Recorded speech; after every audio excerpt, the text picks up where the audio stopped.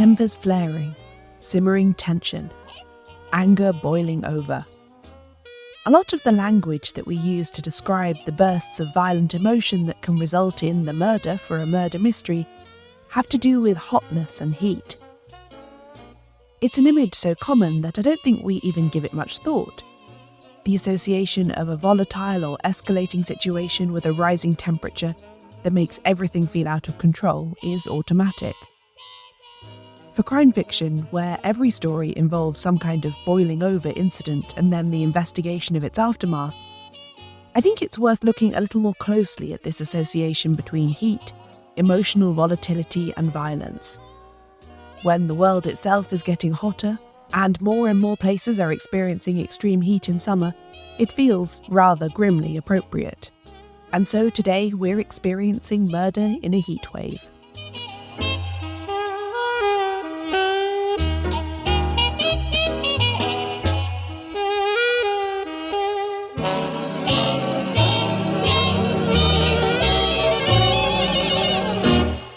Welcome to Shedunnit. I'm Caroline Crampton.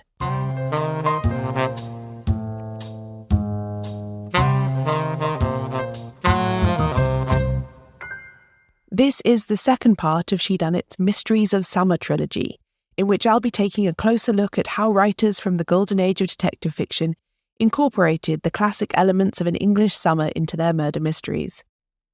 Today we're looking at heat and heat waves, but you can find the first episode, which was about cricket, in your podcast app now, where you can also subscribe so you don't miss the last instalment.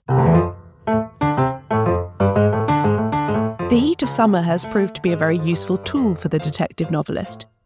From Agatha Christie's classic opening scene of sunbathers roasting themselves like so many pieces of meat in 1941's Evil Under the Sun, to the boiling hot murder scene set in 1950s Dublin in Benjamin Black's A Death in Summer, there are plenty of instances where turning up the temperature has also resulted in turning up the tension and the drama in a mystery. And so to understand why this is such a common trope and why it works so well, we really need to go back to basics and think about why heat does such strange things to the human temperament. Being hot is a pretty unpleasant sensation, of course, and when we're uncomfortable, we act out beyond our usual behaviour. But there's something peculiar to summer heat, and being hot in summer, that seems to have a particularly powerful effect on us. And of course, to dig into this, I had to enlist an expert.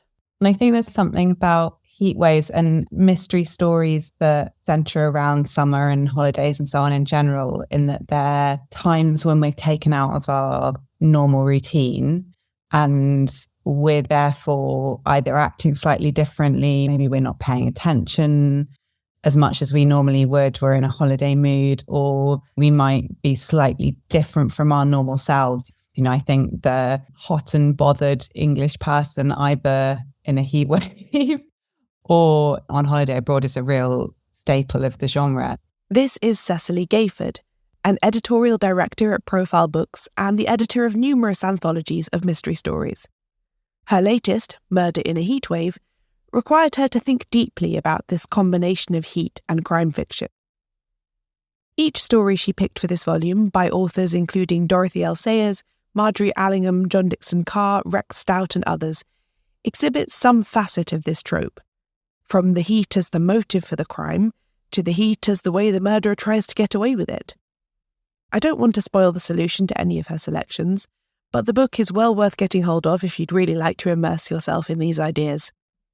One thing that she discovered, she explained, was that the way heat is handled by writers of literary fiction is slightly different to how it appears in crime fiction. But in both instances, the rising heat helps to create that narrative arc of action, reaction, and resolution. I think there's a kind of narrative heightening that happens in heat waves. You know, they intensify things. And in literary novels, that often is used as a device to bring the narrative to a fever pitch. But I think in crime fiction, it's often used as a way to suggest that someone's going to really lose it.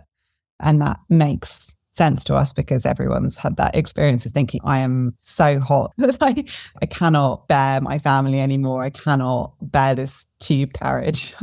The boiling over metaphor is a good one, right? You're kind of heating what might have otherwise been a stable situation until something dramatic happens. Then at the end, there's going to be a thunderstorm and everything will be resolved. In literary fiction, Cecily says, heat is often used as a more general atmospheric tool to make a novel feel tense and that some kind of explosion is inevitable. With crime fiction, though, the reader usually knows roughly what the pattern of the story will be before they start reading. There will be a crime, it will be investigated, and it will generally be solved by the end of the book.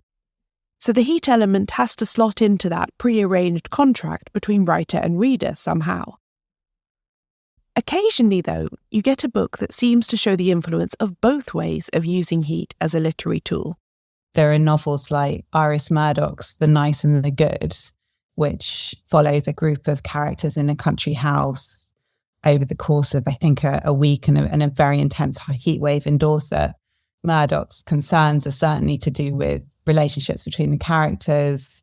She also has, as you'd expect, a sort of philosophical underpinning of the novel. It's about the difference between being nice and being good, and she explores that through the different characters. But there's also, it starts with a death, and then there's this blackmail plot that underlies all of it and gives the narrative which might otherwise feel a bit like a number of somewhat self-obsessed people feeling too hot near the sea, gives it a kind of propulsion and a sinister quality which seems connected to the heat. You know, it's not just everyone's hot and feeling a bit lazy and wishing it would rain. It's kind of like it's oppressive, and it's the pressure is being brought to bear in the characters in the same way that it's meteorologically there in their environment. And I think, I mean, she's obviously an amazing novelist and an amazing plotter, but I think I would be very unsurprised if she wasn't inspired by detective fiction in some way to create that synthesis. The Golden Age detective novel being something that we associate very strongly with Britain in general and England in particular, there's also something about making this heat that is rising an English heat that seems very effective. The English summer being famously a frequent washout, the hot days when they come punch just that little bit harder than in places where people are more accustomed to the heat. Not all of the stories are set in the UK, but the ones that are, I think, certainly use the boiling hot English summer day as a very English trope, I think, because if you live in Britain, you know that actually those days are quite far and few between. The summer fate that is on a blazing hot June day is much more likely to be actually on a kind of drizzly, cool, maybe I'll bring a cardigan kind of day. So I think there's a sort of nostalgic aspect to it as well. I think it's definitely part of a created version of England, which a lot of the novelists of the Golden Age were very interested in themselves and instrumental in creating for the rest of us. Places like St Mary Meads have really entered the consciousness of the nation. So I think that's use of it as an understood, perfect backdrop. This idea of the perfect, sweltering, unspoilt summer's day as the perfect backdrop for the most evil of all crimes is a very interesting one. It harks back to a very old idea in storytelling, that of the memento mori, the reminder that death always stands close, and connects to the notion of et in Arcadia ego, that even in Arcadia, an idyllic place, death still exists. And would there even be an Arcadia without the reminder that everything is finite and mortal?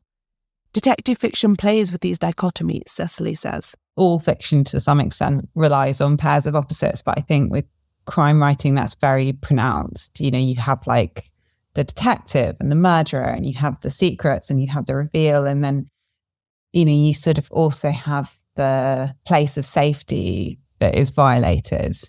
And I think that's very appealing to crime writers, the idea that you take your characters to a place that seems perfect and safe and almost like Eden, really. And then you reveal the serpent who's been there all along. And then at the end, you've identified this canker in the rose, the thing that has been secretly there undermining the perfection the whole time, and you're able to identify and expel it. And I guess the sort of assumption then is that actually everything really is now great. You know, like you can get to a place where evil can be neatly excised from your world and cast out, this desire to create a cathartic loop for the reader. And I think beautiful English summer days and church fates and these cultural touch points are a part of that. The same is true of holidays, especially summer ones. That perfect getaway in the perfect place.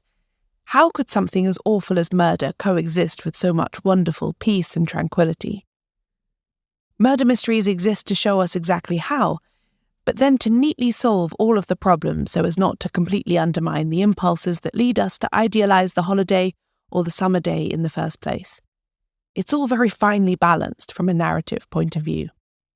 After the break, beware the seething mass of hatreds among the prize vegetables.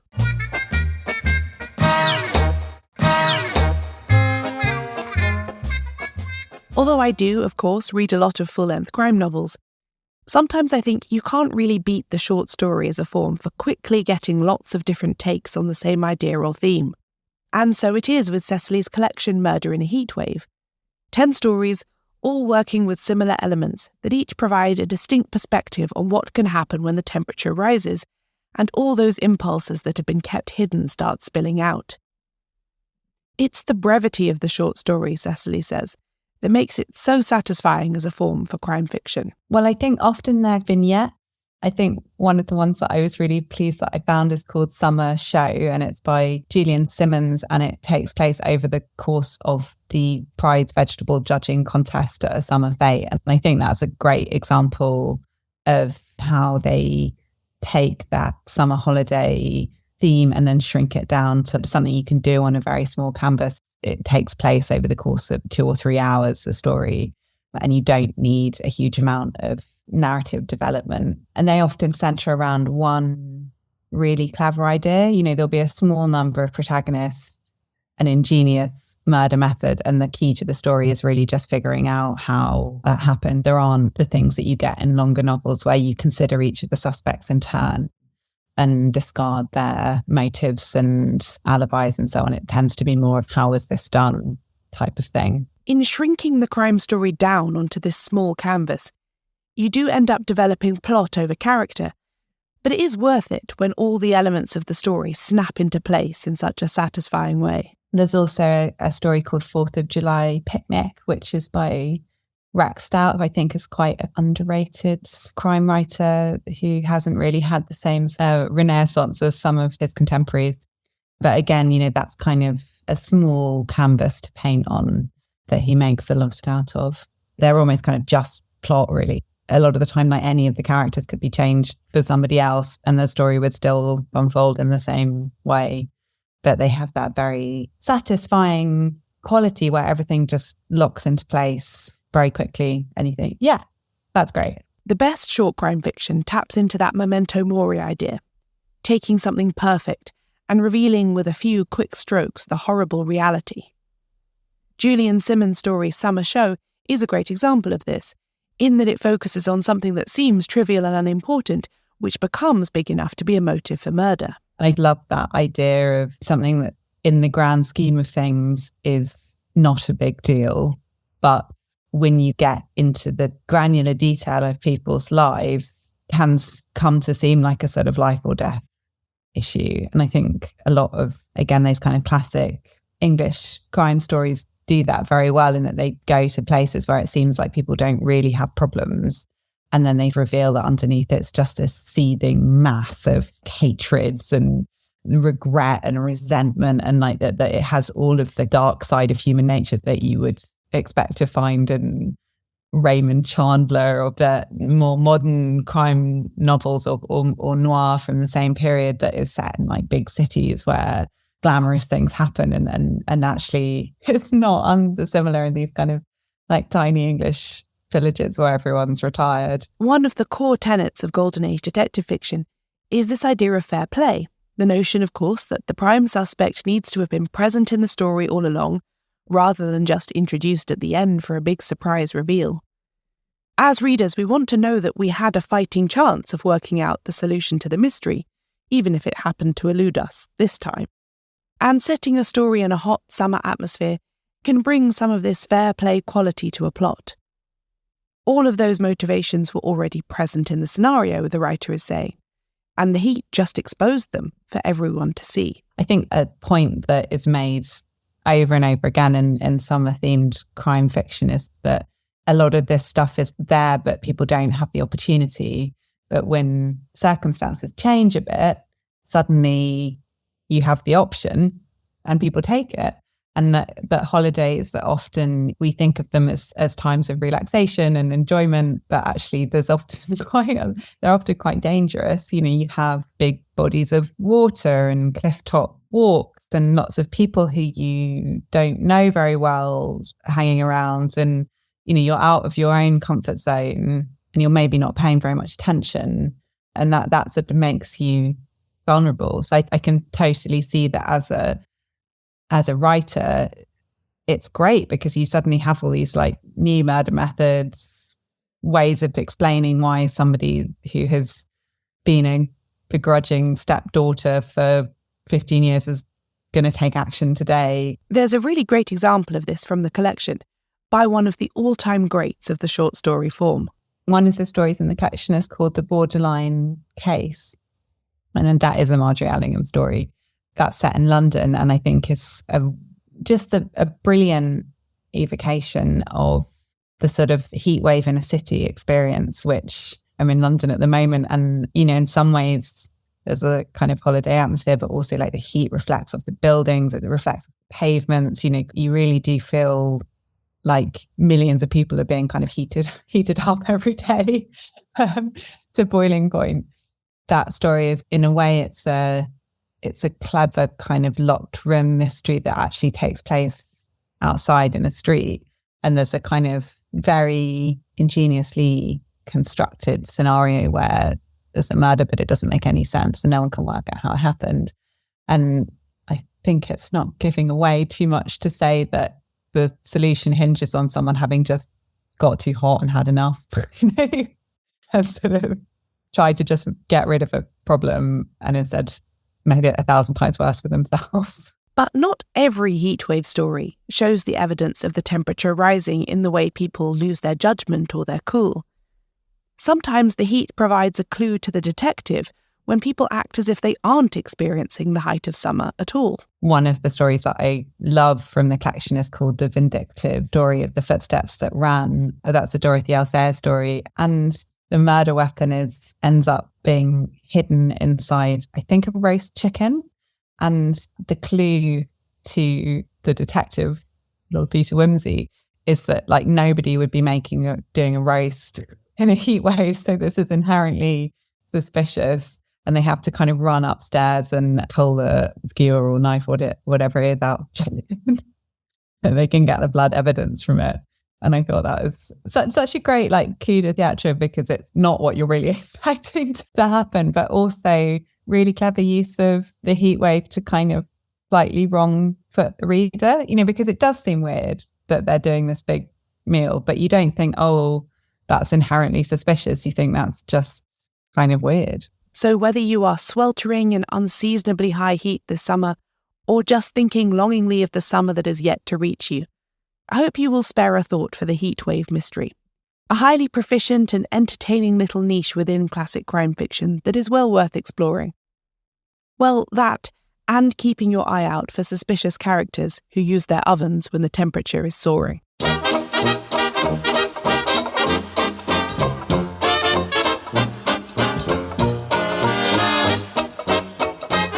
This episode of Shedunnit was hosted by me, Caroline Crampton. Thanks to my guest, Cecily Gayford.